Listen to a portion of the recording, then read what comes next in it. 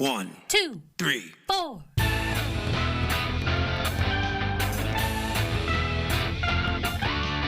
Monster movie. Fun time, go! Monster movie. Fun time, go. Monster. Movie. Fun time. Go! Monster movie. Fun time, go. With Precious D and Honeybee. Fun time, go! Ladies and gentlemen, boys and girls, friends and neighbors, welcome to Monster Movie Fun Time Go. I am one of your hosts, Precious D. And I am one of your hosts, Honey Bee. Honey Bee, today's movie is Gamera versus Jiger. Gamera. Because I've got the moves like Jiger. I've got the moves like Jiger. It's Gamera versus Jiger. Oh my gosh.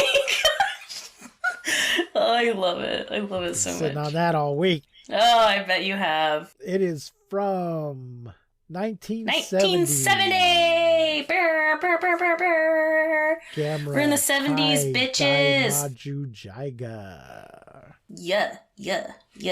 It was released on American television under the title Gamera vs. Monster X. Oh. Directed by Noriaki Yuasa. Same guy's directed most of these movies. Starring, it's in color, it's 83 minutes. The featured monsters are Gamera and Jiger. What is the death count in this movie? 1? None? It might be none. It might be. Death count might be 0. No, wait, it's 1 because the baby Jiger. That's right. That's right. The larval Jiger, they do destroy it, don't they? Mm-hmm. Because Jiger himself just gets carried away. Yeah. It stars Tsumoto Takuwa. Well, no, I think he kills him too, doesn't he? Because he puts the statue through his brain. He stabs him with the statue. They say something at one point about, he's carrying him away. As if he's just going to go put him somewhere. So he's just going to go put him somewhere. I'm just jumping ahead. The summary does seem to think that embedding the whistle in his skull. Mm-hmm. Yeah, he bleeds. He Kills stabs him. He her? bleeds, and then his eyes. Yeah, because she has a baby. No, she injects a baby into somebody else. Yeah. I see what you're doing. We'll get to that. Judas Priest. All right. Tsutomu Takuwa as Hiroshi Kitayama. That's we have sort of a couple of Ponchitos in this movie, but they're a little bit older. They're a couple. That's my older first than they usually are. note. Yeah, totally. That was my first note. Was like Ponchito seems to be a little bit older in this film. Yeah, and yet it's not the same Ponchitos from a couple movies ago. Because I was like, wait, why are they so old? Are they the same kid? Nope, not the same kids. Kelly Burris as Tommy Williams. So once again, we have in order to appeal to an international audience, we have a Japanese boy and with a white best friend. And this time we get the whole family because he has like a little sibling and his mom and dad are there. True. Yeah. Catherine Murphy is Susan Williams. That's the little sister. Kon Homura as Rosaku Katayama. Is that the father? Junko Yashiro as Miko Katayama. What is she, an older sister? Mm-hmm. And Sanshiro Hono as Kasuki Sawada. Franz Gruber as Dr. Roger Williams. Have we seen him in another one of these? I don't think so. Sho Natsuki as Dr. Suzuki. Chico Roland as Gibao? I don't know who's Gibao?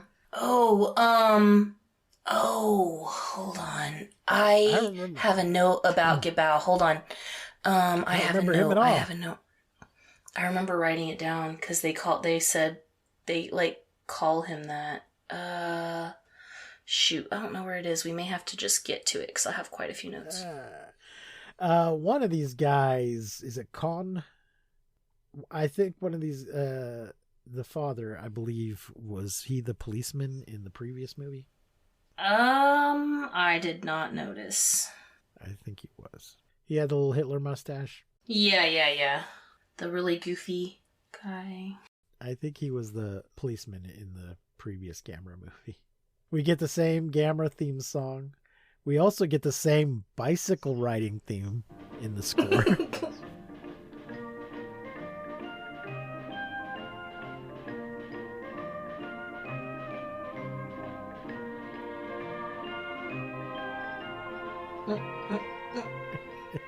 So good.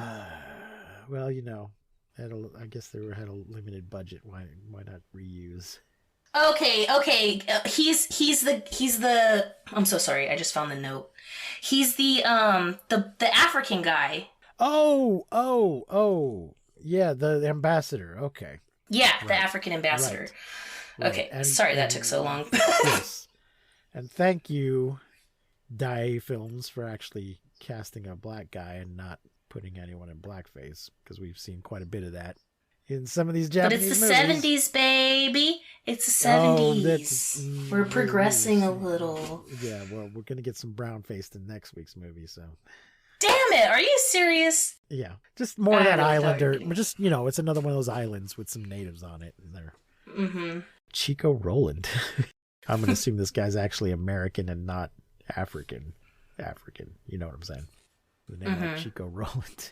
Anywho, Japan is preparing for, here's our summary from Wikipedia. Thank you, Wikipedia. Japan is preparing for Expo 70 to be held in Osaka. This is like a big World's Fair, which was a real thing. Japan World Exposition Osaka 1970.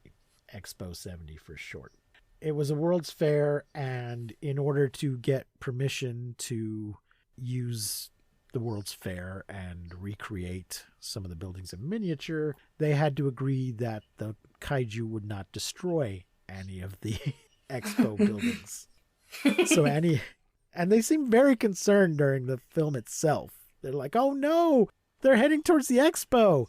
I don't give a shit about that other building they just trashed and what people may or may not have been in it. I just hope they don't. The expo's in danger. Never mind that fucking children's hospital they just stomped all over.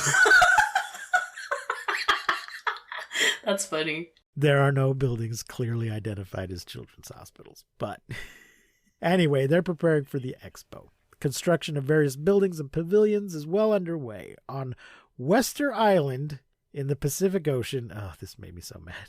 A large statue of mysterious origin called the Devil's Whistle is located by scientists. Okay, so Wester Island is...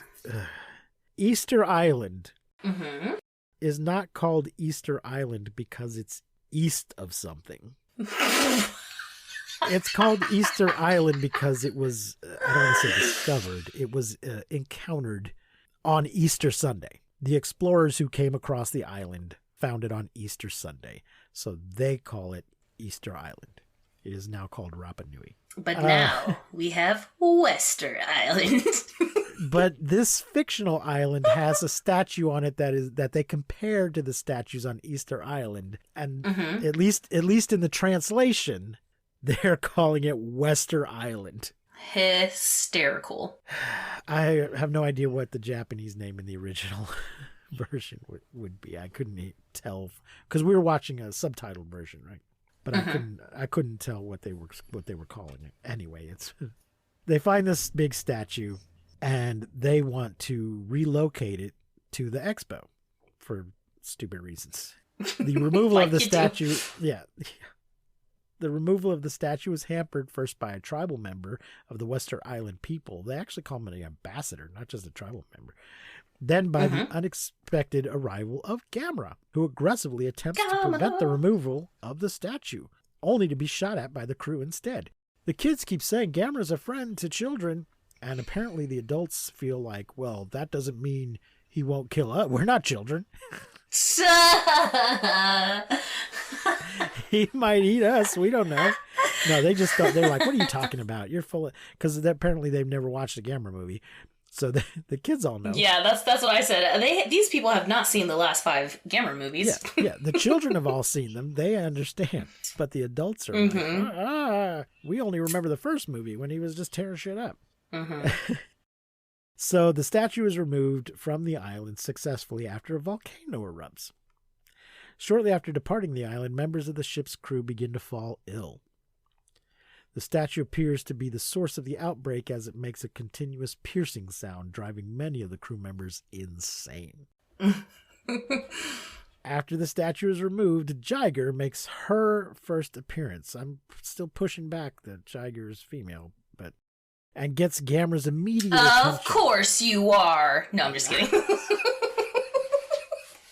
The first of several fights ensues, and Jiger wins by shooting projectile quills from her face. To make matters worse, Gamera is on his back and cannot move. Now, I felt, though, like, Jiger, at this point, Jiger's just minding her own business on Wester Island. Yeah. And Gamera just shows up and starts attacking. Well, because the whistle or whatever, is supposedly, like, holding Jiger underground. Right. But, and of course, we don't know what the history is and why. But at this point, we haven't seen Jiger actually do anything aggressive to anybody. Yeah, Gamera just knows they're coming or whatever. It's just been let loose, and Gamera just shows up and starts shit.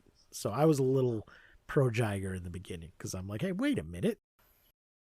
No, what do you mean? But he knows that Jiger's going to come. So something like there's like an earthquake or a volcano.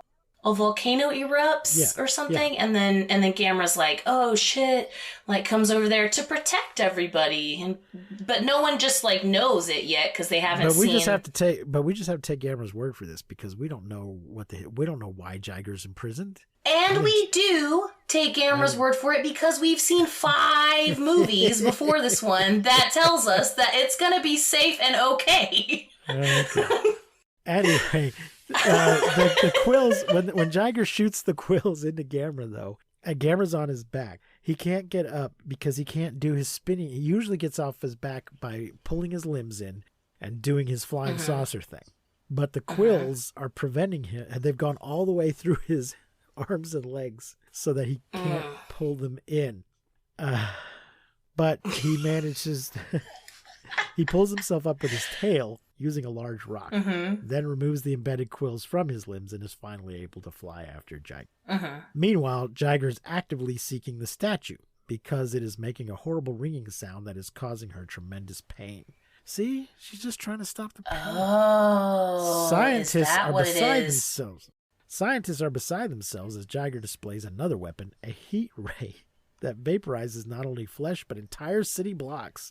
So I guess the skeleton thing was really cool though, with the heat ray. But apparently in the Gamera universe, light beams curve a lot.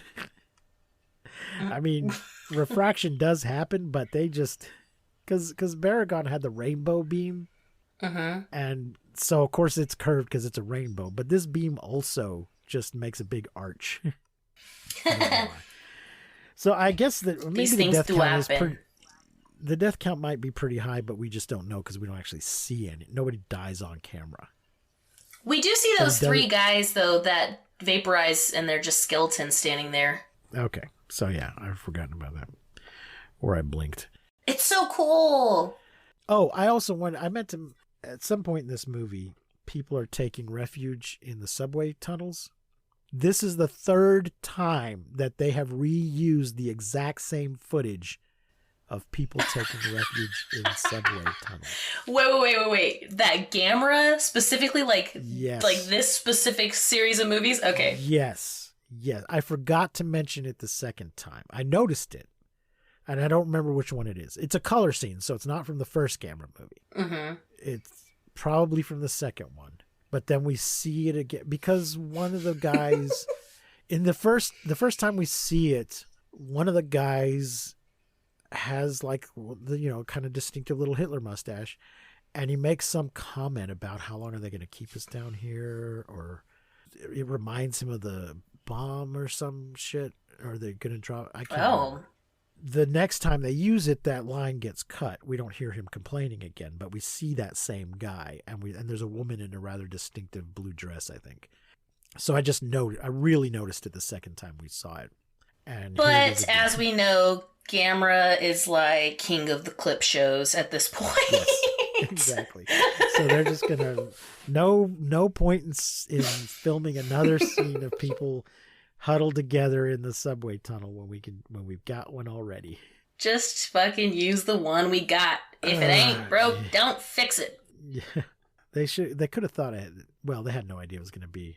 If they had thought ahead, they could have shot a bunch of different scenes when they had all the. Oh yeah, totally. Did some coverage, so they wouldn't have to use the exact same shot. They're like, all right, movie 2 and action. Okay, we're gonna skip movie 3, movie 4. Yeah. Just pan across it from a bunch of different directions so that you can mix it up going forward. Mm-hmm. Scientists are beside his weapon. Okay, so he takes out a city block with his weirdo beam of his or hers. Mm-hmm. The JSDF, Japanese Self-Defense Force, does make a token effort to kill the kaiju, but her quills knock down the F-104 starfighters, ending that involvement. Why is this plane called a starfighter? It's not a starfighter. It's a real plane. Anyway, Gamera returns for round two. Round 2, fight! As the fight is witnessed by several children. Gamera knocks Jiger around and has the upper hand until Jiger pulls Gamera to her. Jiger extends a stinger from her tail and inserts a barb in Gamera's chest. Okay. Laying an egg inside his lung. All right, that's where they're getting that. It's a female because it has eggs. All right, fine. Just it's sort of impregnated. Fine. Yeah, I can't believe this. Jiger just got Gams pregnant. I mean, there are insects that do that inject their eggs into other creatures. Totally, yeah. But a lot, this actually. egg has a lot of insects do that. This egg has been fertilized, though, so there's somewhere. Well, I mean, maybe it was fertilized off camera. You know what I mean? Well, but in the distant past, and is just because she's been buried under this whistle for who knows how long. Gamera staggers away, roaring in agony.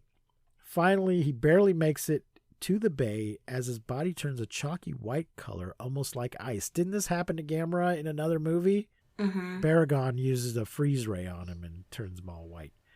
Gamera is presumed to have been killed at this point as Jiger heads straight to Expo 70. Jiger finally obtains the statue. No! Throws it into the ocean, Gamera. ending the painful noise.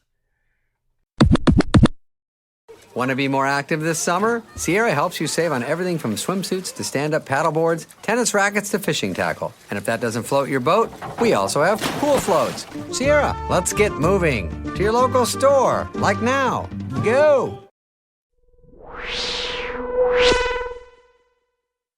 Franz Gruber was in the X from Outer Space. We did see him before. So these kids, this summary is not mentioning who the kids are because they're the main characters in the movie. Of course, because it is a Gamera film, so we got those kids front and center. The Japanese boy's father is building little mini submarines. Mm-hmm. Kind of like we saw a movie 2 movies in another ago. Gamera movie. Mm-hmm. They're for the expo, and they're supposed to only go down 3 feet because little kids are meant to drive them around. And it would be too dangerous for them to go lower than 3 feet. There's also is it Kasuke? The sister? The sister has a boyfriend who takes Hiroshi to go look. He's working at the expo, and he takes Hiroshi to go look around the expo. Get a sneak preview of the expo. Miko, I believe, is the sister. Anyway, what the hell is that? Oh, so these kids they're about to become really important. Is why I'm mentioning them. Let's see, where was I? The children convinced them, the experts, the authorities, to do a medical exam on the comatose Gamera, where it is discovered that there's a dark spot on one of his lungs. How did they get this X-ray? It's weird. I know, right? Like, what the fuck? How did they get the X-ray And then he's like, it looks like cancer. They also appear to be able to live update the X-ray. It's like a live feed, because don't they track the kids on it later? Yeah. One of the scientists served as a zoo director and realizes that the spot might not be a fast-spreading cancer, but actually a parasitic infant Jiger growing inside of Gamera. An operation is needed to remove the threat, so the children take the initiative by taking a walkie-talkie and a mini-sub and doing a fucking fantastic voyage. Yeah. Have you seen Fantastic Voyage? Have I seen what? There's a movie. What they're doing is a thing from there's a movie called Fantastic Voyage. Oh, I didn't know it was like something. I thought you were just saying that, like they're on a fantastic voyage. No. I'm saying they're rip off the movie Fantastic Voyage. Oh my gosh! I was just looking up to see when it came out. It came out in '66, so there's no way these people have not seen it. Ooh, damn it! We love a good rip off, though. We do. Right. An important scientist has a blood clot in his brain, and surgery cannot remove it. And so, to save him, the military or whoever had been working on a shrinking ray, a shrinking technology. Okay. They take some scientists or whatever, put them in a little mini sub, and then shrink them down, and then stick them in a syringe, and then shrink it down even further. And inject the submarine into the scientist's body. Oh my gosh! And they travel through his body to the blood clot to destroy it. And then they have to try to get out in time before there's a time limit. They have to succeed in a certain time limit before it re-enlarges. Oh shit, so very Cinderella before midnight. Right, if it re-enlarges while they're still inside of him. Oh my god. It's gonna be a problem. Oh my gosh, that's horrifying. The kids, they don't need to be shrunk down because Gamera's giant, but the kids take their little submarine and just drive it straight down Gamera's throat and inside of him. Yep. To go find out what the problem is. Amazing. I could have never seen this coming. Like this was one for the books. They just go do it. They don't tell anyone they're going to do it until they're already in there. They just tell the sister like, hey, okay. They didn't even tell her they're going. She follows them and sees them, but they're just here, go give this to somebody. And it's like, and the note that they give her is like, hey, we're doing the thing. Communication is established with the kids as they enter Gamera through his open mouth, and after almost going into his stomach, they arrive at the problem lung. The children are able to exit the sub and walk around in the lung. There they discover the baby. None of this seems to actually damage Gamera, though. You'd think just people walking around in your lung might be bad for your lung. But maybe if you're like that big, one little person walking around is just like one of those little hairs in your lungs. So you just, maybe it's like a little like, you know? No, but the thing is, I think Gamera is not actually that big, though. We're not microscopic in comparison to Gamera. It's like something the size of a cockroach crawling around in your lung in proportion. Ew, you had to say that. You had to say cockroach.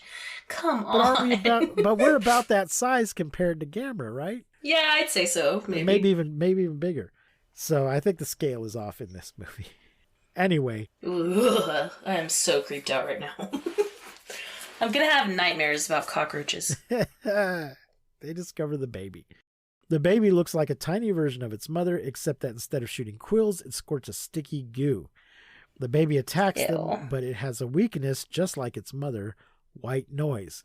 The kids discover that this is actually a fatal weakness and manage to kill the baby using static from their walkie-talkie. They kind of throw the walkie-talkie at it and it just sort of sticks to them. And even when it gets it off, they throw it again. There's a thing earlier on where Jiger seems to have like telekinesis or something. He just sort of summons a rock or something into his hand to throw at Gamera. Yeah. Yeah. He shoots quills. He does at the beginning. He's got a heat beam and he's got some kind of telekinesis. So he's just she is just all over the place. Yeah, she really gives Gam a run for her money. Like, I was like, damn, this is not looking good. So they leave Gamera's body and report their findings to the scientists. They rig up large speakers to keep Jiger at bay, as well as figure out that power would have to also run into Gamera, who seemingly cannot recover on his own. So they got to like restart his heart or something. Yep. Clear! The children make a final trip inside Gamera to hook up a set of power lines directly to his heart. That seems like it's going to be a problem. Jiger is kept immobile by the speakers playing the white noise. It's not enough to kill her, but buys enough time for the other plan to get started. Gamera is subjected to high voltage shock before the electrical grid overloads. It is enough that Gamera does revive on his own. But the thing, so it doesn't occur to them to coordinate these efforts. They use so much power waking up Gamera that they don't have enough power to run the speakers. Isn't this part weird too, where they're like using this power and then they lose power and they're like, oh, what is it? And he's like, it's a blackout because the current was too strong. And I'm like, but you guys there's electricity. Like, I could physically see it. Like, nothing went off. Right. Like, you guys are all still standing there in the light. Right. You would think they would also, like, apparently make it dark or something. If you use too much power too quickly, all of your control panels just start sparking and smoking. Because they're directly connected to I don't know.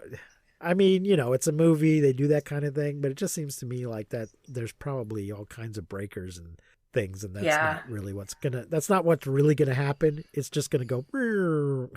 Right, yeah. Except it didn't even do that. It was just like, spark, fly, and then it was just like, what happened? And they're just standing in the middle of the room in a very well-lit room like, oh no, we don't have electricity. Maybe the headquarters has backup generator. I don't know.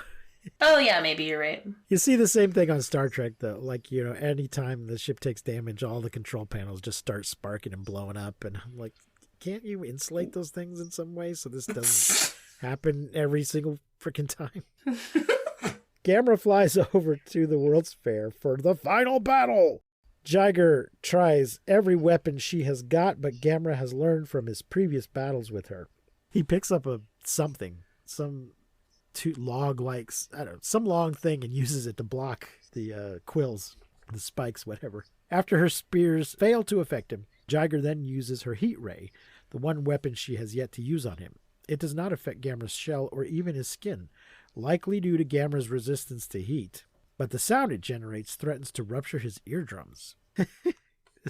Gamera, eats fire and lava and electricity and shit. So, yeah, the heat's not going to... He's like, come at me, bro. This part I thought was just so bizarre and hilarious. Luckily, Gamera is able to put telephone poles in his ears to protect him from the sound. And he puts him in so far that I don't believe he didn't just rupture his eeardrums. Seriously?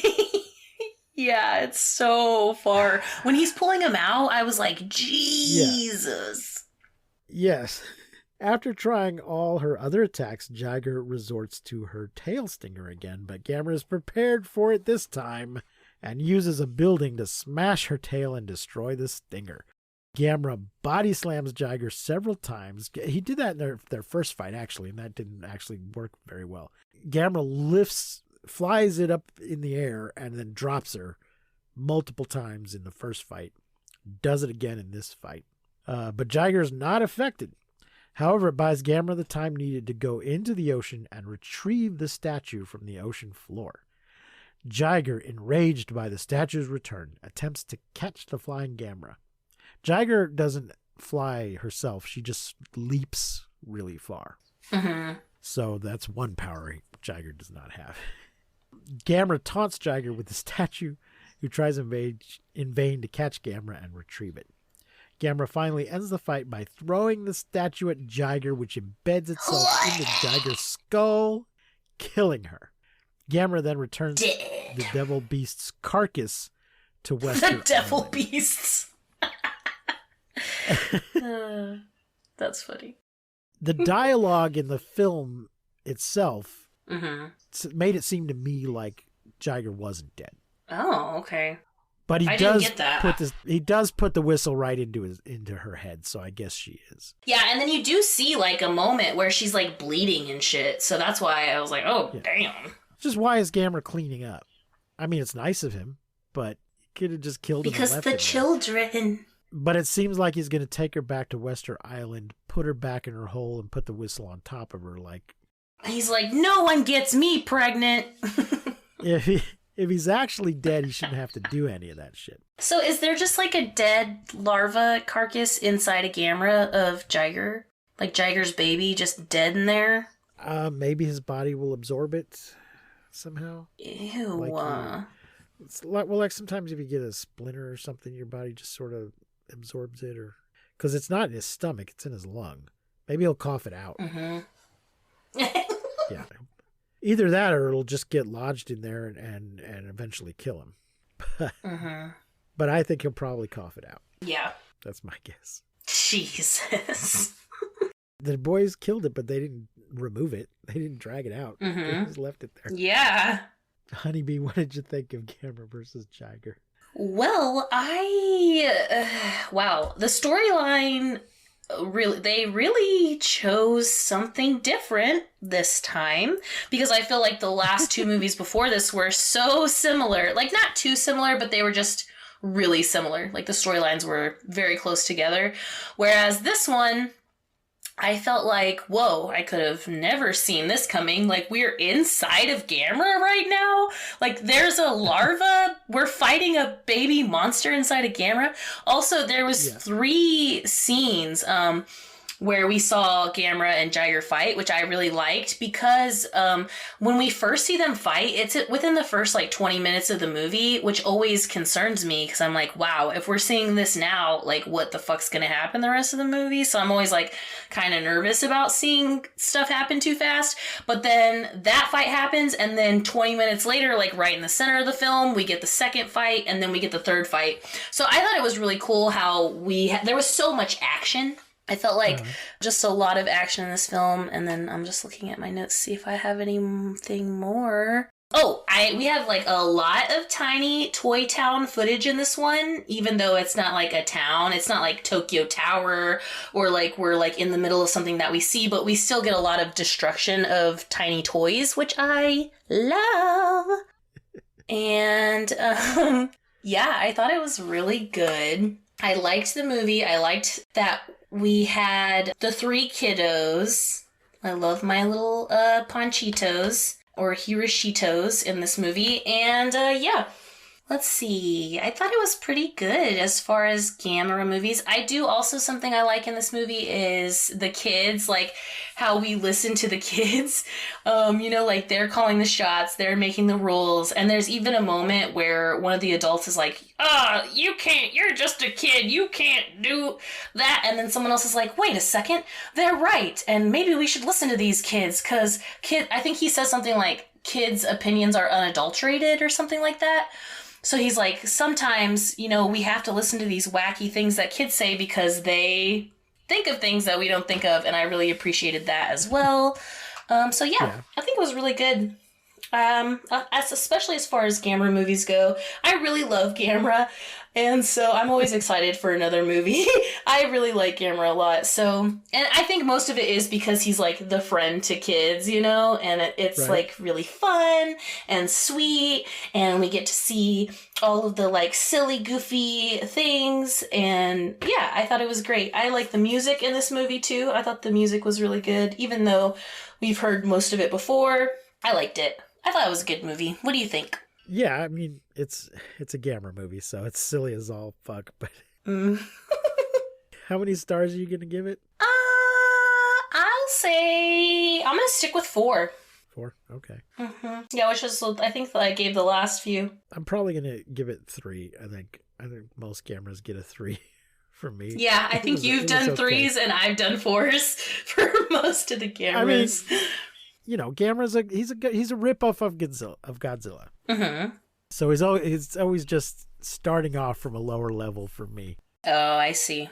Now, there will come a time in the future when Gamera is going to at least temporarily surpass Godzilla. in quality. Oh, shit. But we're not there yet. We are not there yet.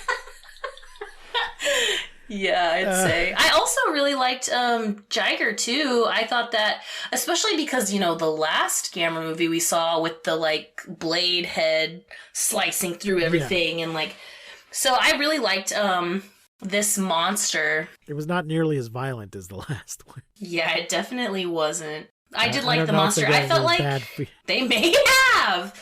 They may have because it was so brutal. Bad feedback and decided to tone it down a little this time. I don't know. Gamera vs. Jiger is featured on Mystery Science Theater 3000, but not from the old days. It was on the new season that's currently running. That was kickstarted. That I helped kickstart. Heyo. If you listened last week, you know that there's a new Gamera product on the horizon. Yeah.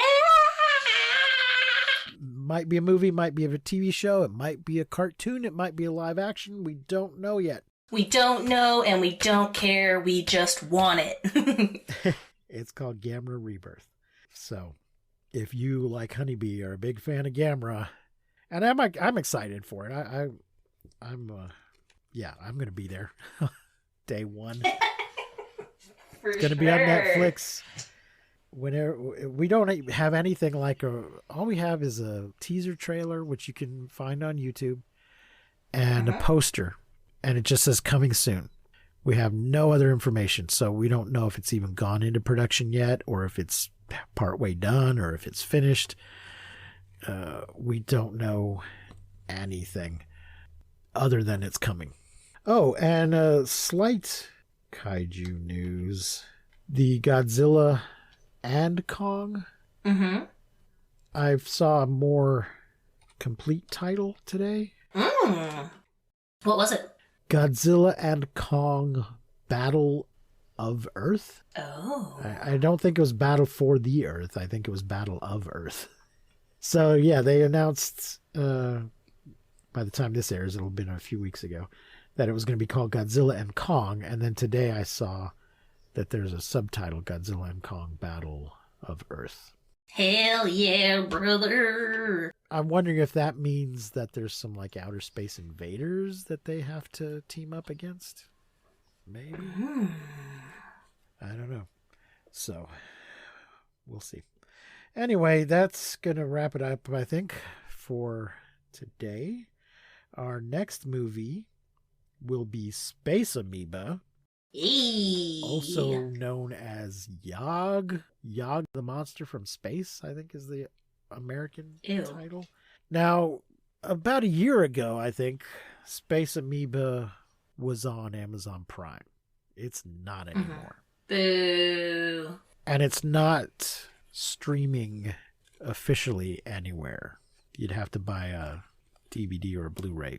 But some organization on the internet may have archived it.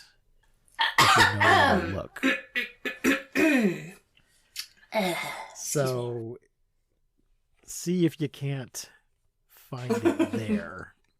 Archived on the internet. Yes, by an organization. So Space Amoeba is next week. Yay! After that will be another Gamera versus Zigra. And that will be the last Gamera for quite some time. We won't see him, but he will hear us. Until then, I have been Precious D. And I have been Honeybee. Remember to keep calm and seek shelter in basements. And please, don't misuse science. We won't see you, but you will hear us next time on Monster Movie Fun Time Go! Go! You've been listening to Monster Movie Fun Time Go. If you enjoyed the show, please rate and review us on your podcasting platform of choice. Our theme song is by the Texacato Folk Rock Punk featuring Lita Lopez. You can support the show, find links to our social media, and even leave us a voice message at anchor.fm/MNFTG.